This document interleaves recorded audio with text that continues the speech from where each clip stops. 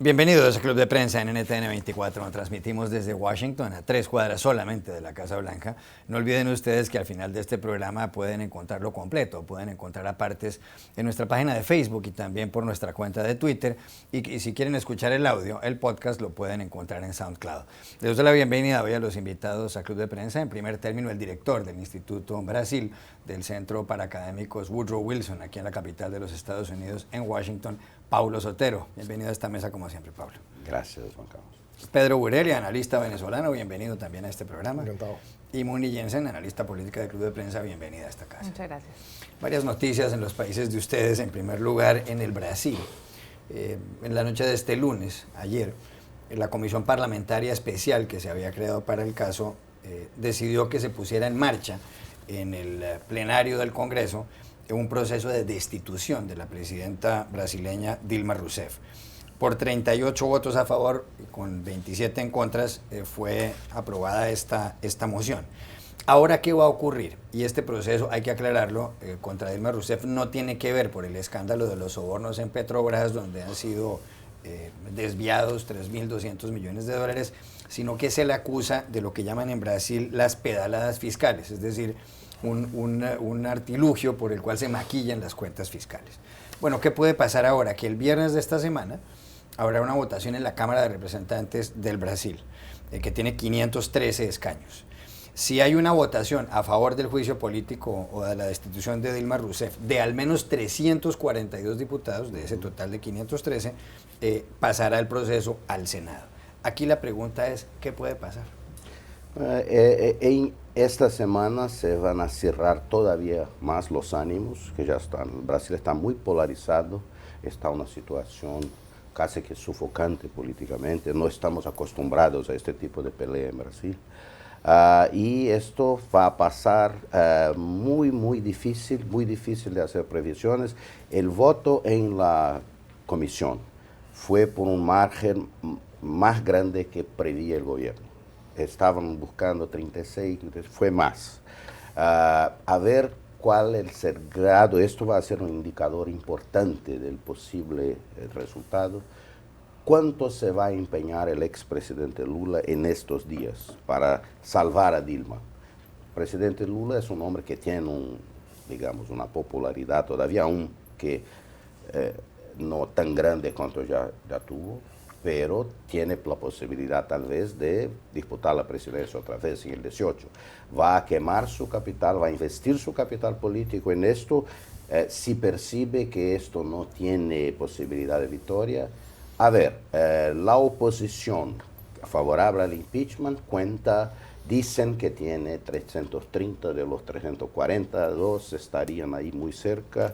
No hay cómo verificar estas cosas. En Brasilia se construyó una barrera física ahí en la explanada de los ministerios para separar los apoyadores de un lado y de otro. Esto podría ser muy peligroso. Hasta este momento en Brasil, todo esto, un año de crisis, se ha pasado en una relativa paz, ¿no? La gente se ha comportado bien, pero estamos llegando en algo que es bastante difícil. Si pasa, ahí tenemos acciones en la Suprema Corte, varias cosas, pero va al Senado y ahí empezamos una crisis que podría extenderse por hasta 6 meses. Las análisis más, ponderadas dicen que esta es la última posibilidad de Dilma de salvarse, es en la Cámara. Si pierde ahí, es muy difícil que consiga contener después el impeachment en el Senado. Y de cualquier cosa, las dos soluciones. Con impeachment, Brasil entra en una fase muy difícil porque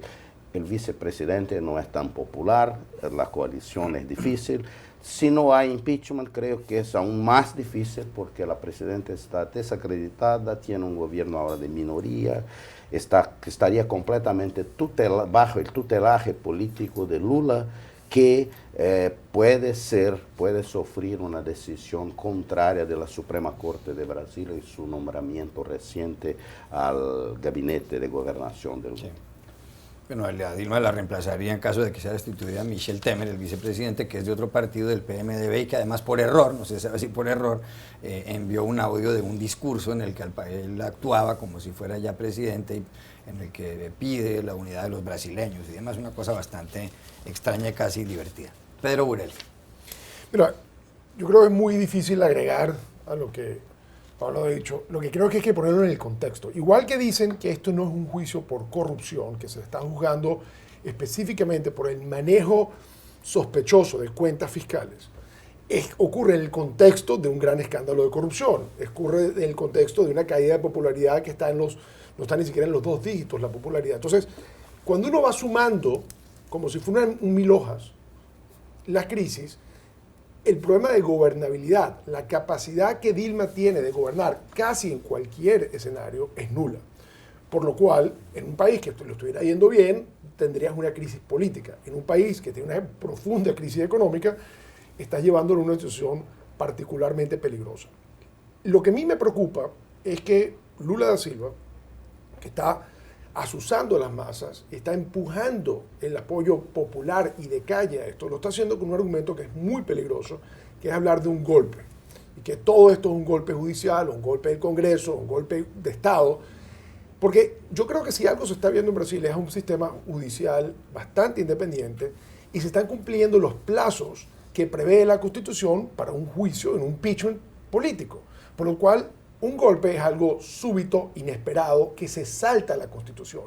Defenderse y asusar los ánimos en un país es lo que a mí me preocupa, lo que está diciendo Pablo, de crear muros. Ahorita son muros que se pueden construir para separar a 2 lados, pero si se sigue asusando a ambos bandos y si se sigue agregándole leña al fuego, un fuego que ya es muy, muy fuerte, yo creo que nos podemos encontrar con una situación totalmente inesperada en Brasil de violencia política, de ingobernabilidad. Es decir, que uno pensaba que Brasil ya había superado. Que tengas un problema, cada uno de estos problemas puntuales, un problema económico, un problema de corrupción, un problema político, lo sufre cualquier país. Pero que eso decante y degenere en crisis de paz, en que la paz de Brasil se amenace, sería muy peligroso. Y lamentablemente, yo en los discursos que estoy oyendo de Lula, en los actos que está promoviendo públicamente, esa es la defensa última que tiene. No, un dato importante que hoy el Fondo Monetario Internacional salió con nuevas proyecciones de crecimiento de producto, repite, creo, de una forma benéfica, digamos, con muy buena voluntad, que Brasil va a tener una contracción económica de 3.8% este año, que es la misma que tuvo el año pasado. Varios bancos en Brasil ya apuntan para más, bastante más. Esto obviamente con el desempleo aumentando, esta es parte de este escenario que se torna muy difícil para la presidenta Dilma de volver a restaurar autoridad, credibilidad, pero tampoco facilita las cosas para el vicepresidente Temer si pasa el impeachment y él recibe la función, la tarea de administrar. Una economía muy fuerte la brasileña, con un país de más de 200 millones de habitantes. Muniñanza. Hablando de muros, Pedro, sí es impactante ver en las imágenes de las barricadas que están en este momento erigiéndose en Brasil para separar a los que protestan a favor y en contra del gobierno y las tropas que se han movilizado anticipando el voto de la plenaria del Senado. Es algo que no espera mucho ver uno del Brasil y que es un síntoma visual de lo que está, de lo polarizado que está el país. También después de la vez pasada que estuvo Pablo aquí, habló del crimen de responsabilidad, estuve un poco investigando cómo es el tema de la Constitución brasileña y sí, desde el 1950 existe un crimen que puede dar pie a un juicio político, que es la irresponsabilidad administrativa y política y no necesariamente criminal. Entonces eso a mí me quedó más claro de por qué Dilma, si no ha sido formalmente acusada de corrupción o de actos criminales, está en este momento sometida a este proceso. Pero la pregunta más grande es, si sale Dilma, ¿qué? Porque realmente todos están bastante mal parados. De los que votaron ayer, de 38 contra 27, más o menos 60 parlamentarios, la mitad está investigado. El vicepresidente, que aparte de filtrar o accidental o deliberadamente su discurso, también tiene a sus espaldas un proceso de impeachment. El mismo Eduardo Cunha, que está liderando este proceso de juicio político, está bastante cuestionado dentro de todo el escándalo de corrupción. si bien Dilma tiene un 10% de aprobación, tiene más baja aprobación el resto del Congreso brasileño. Entonces, no sé cuál es el mal menor, si que ella permanezca o que salga y quién toma las riendas del Brasil. El problema no es de la legalidad del proceso, el problema es de la legitimidad del proceso. Es por esto que crece en Brasil la opinión de que deberíamos encontrar una manera constitucional de tener nuevas elecciones, de cerrar la cosa y empezar otra vez. Y esto gana apoyos importantes en todo el país. Bueno, y del Brasil a Venezuela, su país, Pedro, porque hay también informaciones bastante llamativas. Hace pocos días la Asamblea Nacional, que está en manos y tiene mayorías de la oposición, después de las elecciones del 6 de diciembre pasado, aprobó una ley, la Ley de Amnistía y Reconciliación, por la cual saldrían de prisión varias personas, más de 75, que están consideradas incluso por distintas organizaciones no gubernamentales internacionales como presos políticos. En ese grupo se encuentran Leopoldo López, un líder opositor, Antonio Ledesma, el alcalde metropolitano de Caracas, pero además se encuentran varios estudiantes que están acusados por las muertes de varias personas en manifestaciones en contra del gobierno del presidente Nicolás Maduro. Bueno, pues ayer el Tribunal Supremo de Justicia de Venezuela, la Corte Suprema de Justicia venezolana, declaró inconstitucional esta ley. El presidente Nicolás Maduro se había negado a sancionarla, a firmarla, la envió para control constitucional al tribunal y esa es la determinación que ha tomado este grupo de jueces. Dicen que de haberse puesto en marcha, en caso de que se pusiera en marcha y entrara en vigor esta ley, se generaría en Venezuela una impunidad escandalosa y dice además que la Asamblea Nacional, es decir, el Parlamento, esto es lo que dice la Corte, no puede decretar un sobreseimiento en casos de delitos de lesa humanidad. ¿Qué va a pasar en Venezuela ahora? Porque la oposición y los líderes de la Asamblea Nacional ahora están acudiendo a las Naciones Unidas en Ginebra a ver si existe otro mecanismo. Pero, primero, utilizaste una cantidad de palabras que parecen serias. Es decir, control, constitucional, tribunal, supremo. Todo eso pareciera y sonaría como que existe un proceso judicial con unos jueces que son una autoridad reconocida en una sociedad. Lamentablemente el contexto de todas estas decisiones que se vienen repitiendo es básicamente un tribunal, que no es reconocido por la sociedad y que de justicia tiene muy poco. Si uno ve la constitución de este tribunal en el contexto del mandato político que tiene la Asamblea a partir de la elección del 6 de diciembre, el último acto de la Asamblea que terminaba fue nombrar, violando todas las normas, nuevos miembros del Tribunal Supremo. Muchos de ellos que no califican de ninguna manera a ser miembros del Tribunal Supremo. Activistas políticos, asociados directos del presidente de la República, sin ninguna experiencia como jueces. Entonces yo creo que es importante, cuando hablemos de una decisión que se está tomando en Venezuela, no la confundamos como una decisión que toma, y estamos esperando que tome el Tribunal Supremo de Brasil con respecto a la legalidad o no del nombramiento de Lula, o una que se tome en el Tribunal Supremo en Colombia, o en el Tribunal Supremo en los Estados Unidos. No, esto es básicamente parte del andamiaje político de un sistema que de 5 poderes, 4 siguen en manos del chavismo, de la revolución, y 1 tiene un mandato nuevo, popular y mayoritario, pero se está enfrentando en un choque permanente de trenes contra estos otros. ¿Dónde va a llegar esto? Bueno, esto es una pelea que viene de hace mucho tiempo. Esto es un caldo que viene calentándose de hace muchísimo tiempo, y los mecanismos para evitarlo, los mecanismos internacionales, multilaterales, la Carta Democrática, el debate, poner la luz sobre el tema, exigir, eso es lo que ha ido fallando. Y aquí está la relación fascinante entre Brasil y Venezuela. El papel de Brasil ha sido de alcahuete absolutamente de esta situación. Ver a estos dos países ahora en la crisis que tiene es como, o sea, tienen tantos puntos de cruce en la corrupción, en la manipulación política, en torcer el sentido de lo que es, por ejemplo, la OEA, lo que significa la Carta Democrática. Ha habido una manipulación que ahorita nos está llevando a crisis y tenemos los dos. Si uno mete un poquito la mano, te encuentras el papel de Odebrecht en Venezuela. Te encuentras un tema terrible que es el papel que las constructoras brasileñas han tenido en la fijación de política exterior de Brasil. Sí. Y la corrupción. ¿Y por qué entonces había el apoyo político y se impedía que en los organismos regionales o inclusive globales se discute el tema? Porque Brasil siempre salía avalando esto. Entonces, lo que está viviendo en Venezuela no es de ayer, no es de antier, no es del 6 de diciembre.